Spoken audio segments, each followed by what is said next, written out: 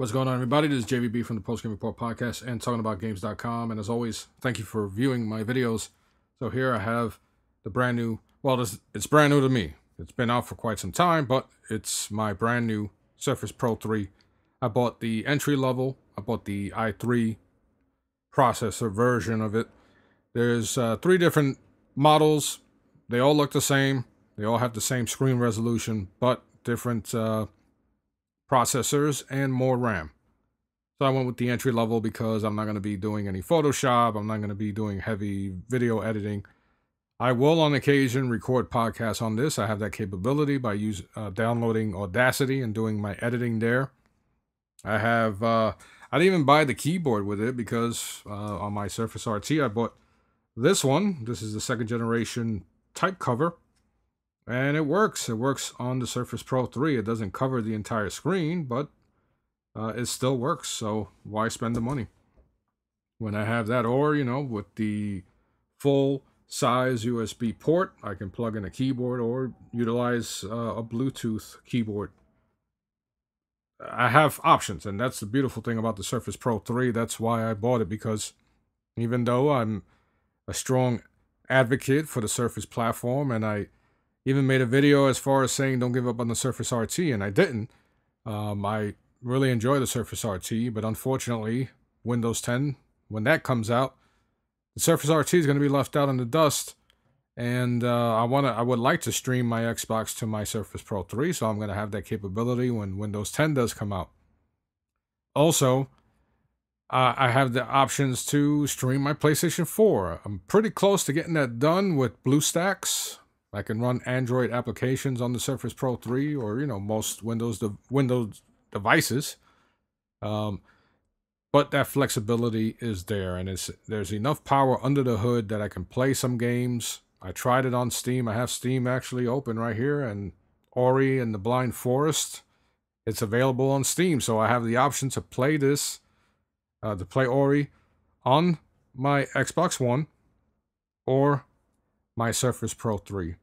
And I believe in having that flexibility, having those options available to me. Now, I'm going to go into the pluses and the minuses.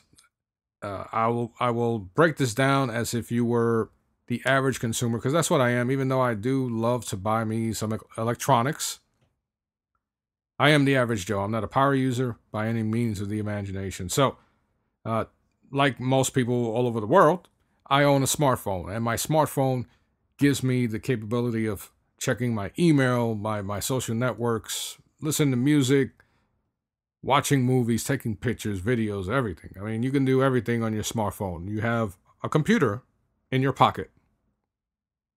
So, tablets nowadays, they have to fight off the smartphone. I have the 6 Plus, the iPhone 6 Plus, and when I'm home, sometimes I don't even use the iMac because I'm on my iPhone 6 Plus. But when I need to do some heavy-duty work, for example, when I edit this video, it's going to be on a Mac. It's going to be on my iMac. Or I can go on the MacBook Pro.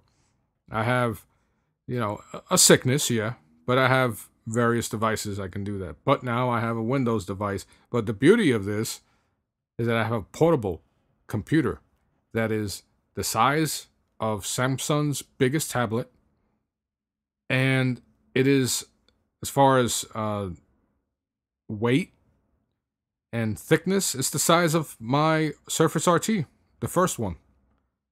And you guys saw that. Or for those of you who actually own one, you notice that the Surface RT really isn't that heavy, and it's not that uncomfortable to operate. But this is 12-inch. This is a 12-inch screen, so I can't. Even though with my Surface RT, I can hold it with one hand. I tried this, and I really got to stretch out. So I could, but not for long. Like, I can hold it with one hand. I could palm this device, because that's one of the first things I tried. But I could do it for like a few seconds. That's if I needed to move it. So it's a big device. The beauty is that the screen resolution accompanies that device, accompanies this 12-inch screen with extremely high resolution. So it has a gorgeous screen, I don't have it at full brightness because I'm stingy when it comes to battery life. As you can see, it's a little under 50%. If I raise it all the way, you see how bright that becomes. So I don't really need, if I'm outdoors, obviously I have to raise the brightness so I can read things. But at home, I have comfortable lighting, so I leave it a little under 50%, and I can see everything just fine. So, let's see what we got here. Oh, Bluestacks. Bluestacks. If you want to play Angry Birds on your Windows device, you can do that. Cool application. I deleted it because remote play wasn't working, so I didn't want to bother with that. So, as you can see here, I have the pen. It comes with the device. It's different than the Surface Pro 1 and 2. And this runs via Bluetooth. So if I tap this button up here, I instantly get OneNote. And I have the capability of writing. And it's very accurate. Extremely accurate.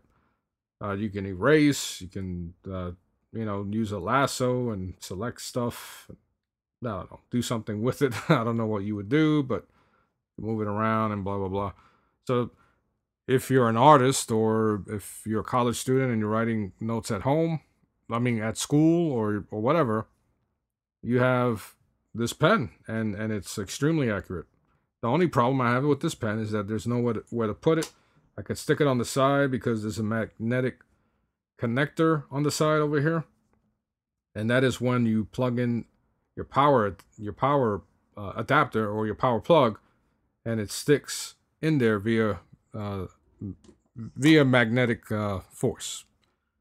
So you can use that magnetic force to attach the pen, but when you're moving around and everything, you're going to lose it. So unlike the Surface Pro 1 and 2, which had the option or gave you the capability of attaching it to the side physically, this doesn't have that. So you can definitely lose this really quick, and it's kind of weird walking around with this pen on your shirt or something.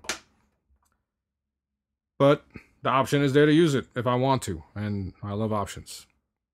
So what really, what else do I really like about this? Well, I can use it as a reader. I can read my comic books.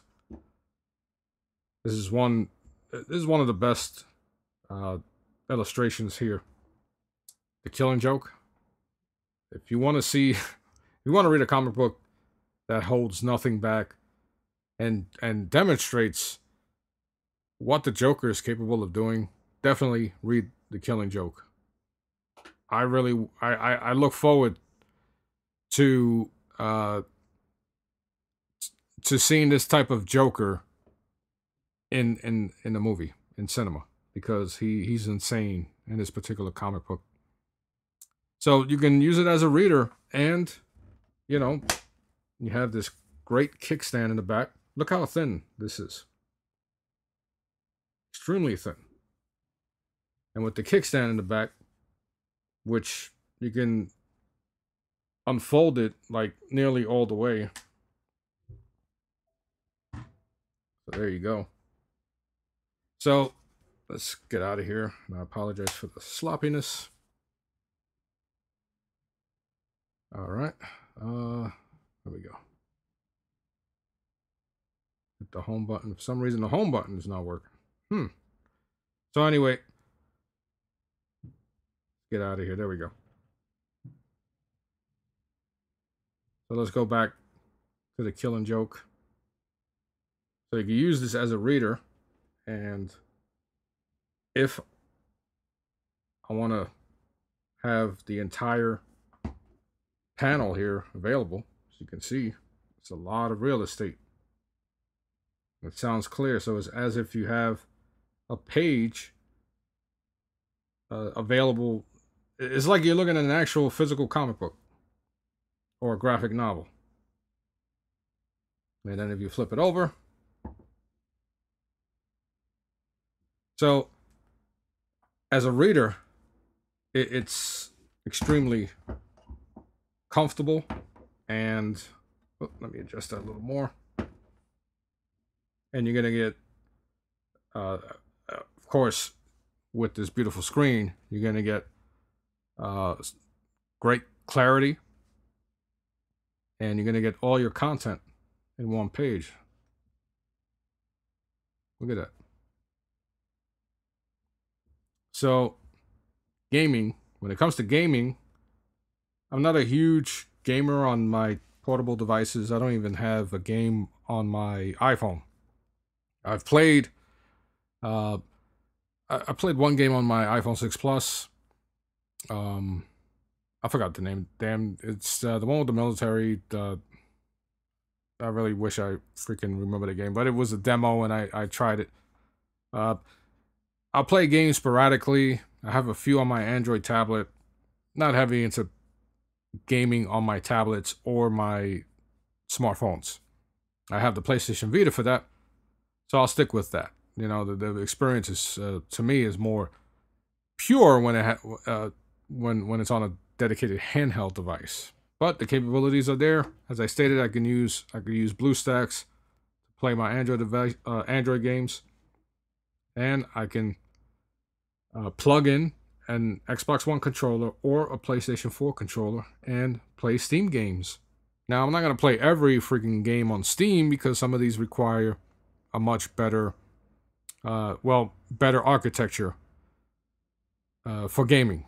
This will do adequately. You can lower, you're going to have some sacrifices. You can lower the resolution, cancel out a lot of the finer detail in the games. So you're going to get a basic looking game, but you do have that capability if you want a game on something so small. You can do that. You can do it with an Xbox One controller or a PlayStation 4 controller. Ori and the Blind Forest, that comes out on the Xbox One today. I can play it here if I want. So that's, you know, I might just try it. I don't know if they have a demo or something where I can try it and see how. I did try playing a game, a free-to-play game yesterday. It was a it was a Ghost Recon game. It was, never even heard of the game, and I played all the Ghost Recons, so that particular game is strictly for PC players. And it did what it had to do, but because it's free to play game, I don't know if just visually my Surface Pro 3 was degrading the visuals, or maybe the game just, it's using an older engine and it just looked, very average. But I was able to play some of it, but not something that I would do because that's free to play and it requires internet connection to play against other players. Where something like Ori and the Blind Forest, it's single player. I can play it offline, I'm sure. I also, in my library, I also have Civ 5, Civilization 5, so I'm going to try that. The problem is, this is a 64 gig model. That's one thing I forgot to mention in the beginning. $700 is the starting point. So you get an i3 processor and you get 64 gigs of storage. But you also get the capability of installing a micro SD card, and that goes up to 128 gigabytes. So I have 64 gigabytes of internal and external storage, and plus I have a 500 gigabyte external hard drive that I can use to transfer movies and files over to, put into my, that gives me flexibility because I can put it into my iMac and stuff like that. So as far as storage, I also have OneDrive, 200 gigs of OneDrive, storage on OneDrive. So I have a lot of flexibility with my storage. So that's not a huge issue. Plus, this is a solid state drive. So installing a game will be more beneficial if you install it on the solid state drive. So I got to make sure that, because some of these games are like 7-8 gigs, I got to work, I got to be very stingy with my storage and what type of games I install. But as I stated, I'm not a heavy-duty tablet gamer, and it's mainly because of the touch screen. I have to use touch screen in order to play games and stuff like that. But that's because I grew up playing on standard consoles. So let's get out of here. Go to talkingaboutgames.com, see how it handles that. So I'm using a Chrome browser. That's another positive. I can use whatever browser I want. I don't have to use Internet Explorer like I did on the Surface RT. And it wasn't the best experience when using Surface RT and Windows Explorer. It just wasn't. So let's see what happens when I click on a link to our podcast, the post-game report. Starts up right away. One thing about the Surface Pro 3, whichever model you get, their implementation, their antennas, the antennas they implemented in this thing, I believe it's a dual antenna, or dual antennas. That allows you to pick up that will allow you to pick up, internet Wi-Fi. Whatever they did here. Now I have an iPad mini, I have an LG G Pad, which is an Android tablet. Neither one of them, not even my, as a matter of fact, let me see if I could do the same test on my iPhone 6 Plus. I don't even know if I still have the app here. I probably don't. But I'm going to download speed test. And let me do a speed test on the Surface Pro 3.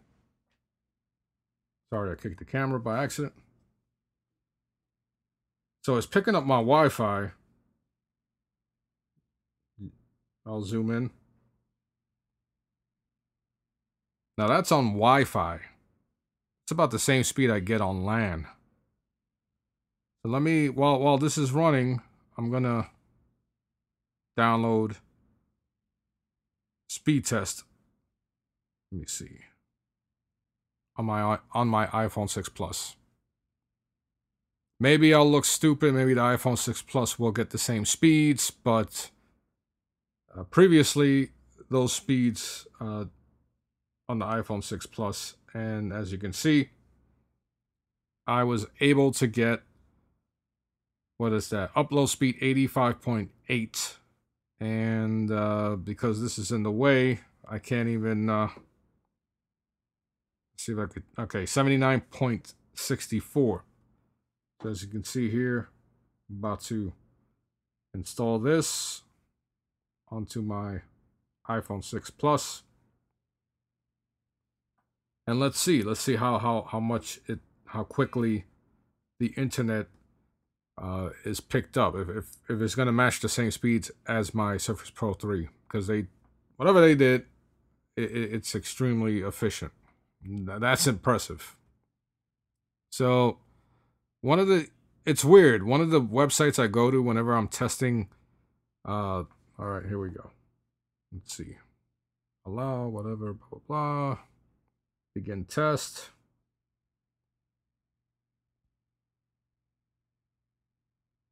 Okay, showing that I'm on Wi-Fi.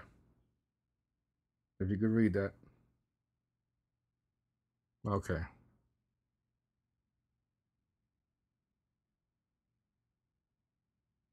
So for some odd reason, I'm not getting the same speed, even though it's on the same Wi-Fi. So let me double check. Let me go to my settings while I'm chit-chatting here. Let me go to my settings. So one of the websites I always go to is N4G,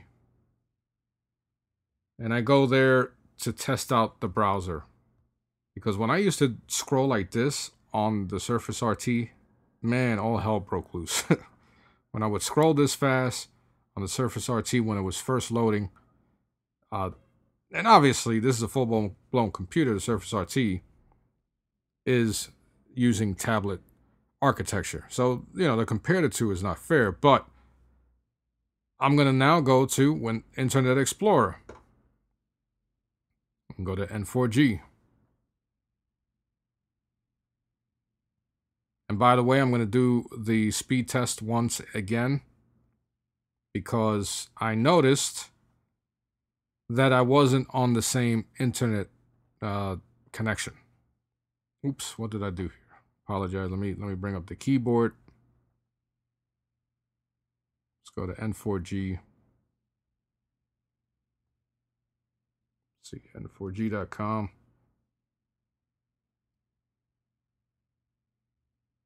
So as you can see, Internet Explorer has an issue. Okay, there we go. Now is this N4G? No, this is Chrome. Internet Explorer, I think. Okay. So as you can see, this is what I was experiencing. So maybe it was just Internet Explorer, period. You know, on the RT, this is what I was experiencing. So I would test everything out with N4G. I don't know why it gives certain tablets hell, but nonetheless, I have the capability of using Chrome, and I'm very happy about that. But let's begin this test one more time. So back to the positives. So far, it's light, thin, a great reader. Wow, there we go. A lot different. I'm not getting the same speeds, but I'm getting way better, more than double. Whoa, okay, 67.33. All right, so maybe like the dodo that I am, I just wasn't hooked up to my 5G connection. So 5G always gives you the better speeds, but it just doesn't have the same distance. So you got to be careful with that. So anyway, as I stated, I use N4G to kind of benchmark a lot of websites. I don't know why I went here, but let's get the hell out of here. All right, so great device to watch, to read your news. You can also watch your movies, your videos, your YouTube. You can edit YouTube videos if you want to take the chance and install some type of heavy-duty video editing software, but I'm not going to go that far. I'll use Audacity to edit podcasts and things of that sort. Maybe even do some light photo editing, but I can draw here, so I can use Sketchbook Pro and, you know, do some of the funny things that I do whenever I get together with Sketchbook Pro, which normally means that I'm like doing something on somebody's face, one of my friends' face. But let me play a video. This is a video I was watching before. Let me make sure that volume is all the way down, so it's not. This is not installed into my hard drive, so that's why it's taking long. It's streaming from the Xbox service.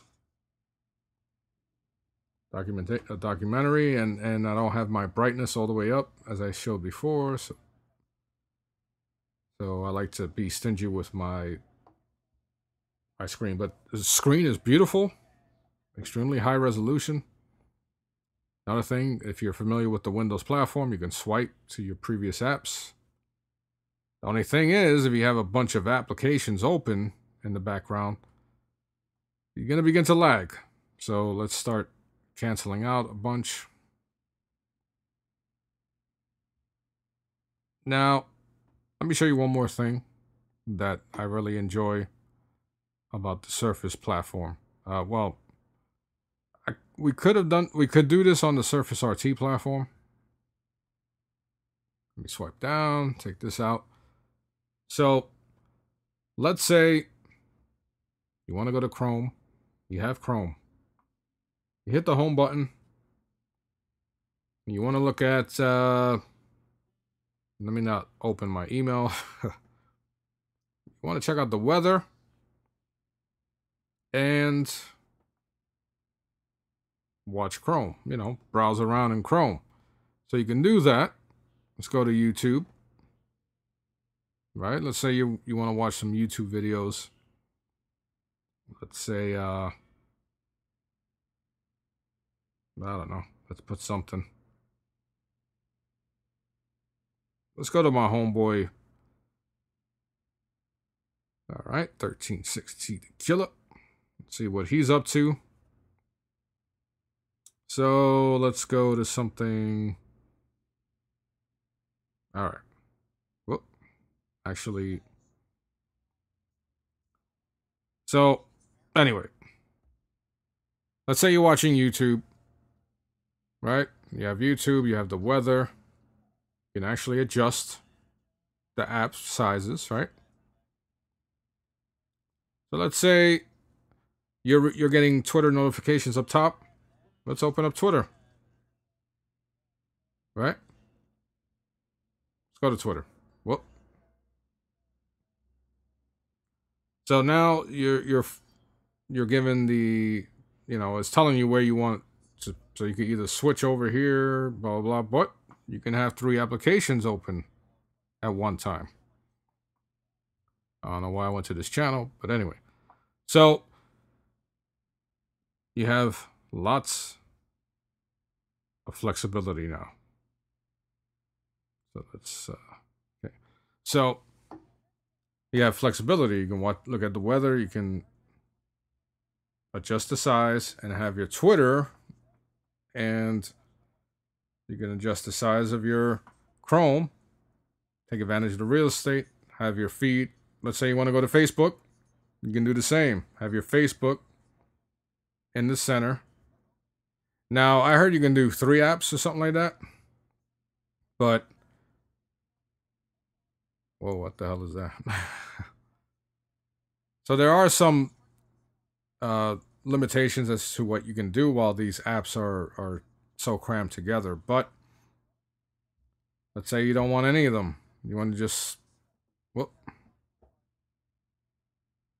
There you go. So there's a lot of flexibility, and you can do multitasking. The biggest disadvantage right now that I have is that I can take this out of my pocket and do. I can watch videos. I can watch my social networks. I can send and read emails. I can take photos, videos. I can do all that with my smartphone, straight out of my pocket. Where this is a 12-inch device, so I got to take it out of a bag. I have to worry about when I can use it on a crowded train, where the smartphone I can use it in the crowded train. And I got to worry about breaking it because it is such a big device with a huge screen, and it's thin. And unfortunately, just like my iPhone 6 Plus, the thinner they get, the bigger they get, the easier they break. So that's something to consider if you're looking at a Surface Pro 3. Another thing, battery life is not going to be as much as, let's say, an iPad Air 2. You're not going to get that type of battery life. But then again, you're not getting a full-blown operating system on an iPad Air 2. So those are, that's something else you have to consider. Let me pause this. And let me go to mine. So, you have, not even show that. So you have so much more flexibility than you would with, let's say, an iPad, but you also have to worry about some of the limitations that a laptop, would give you.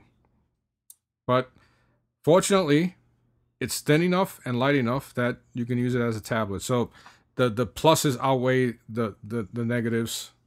The positives outweigh the negatives. I'm extremely happy with it.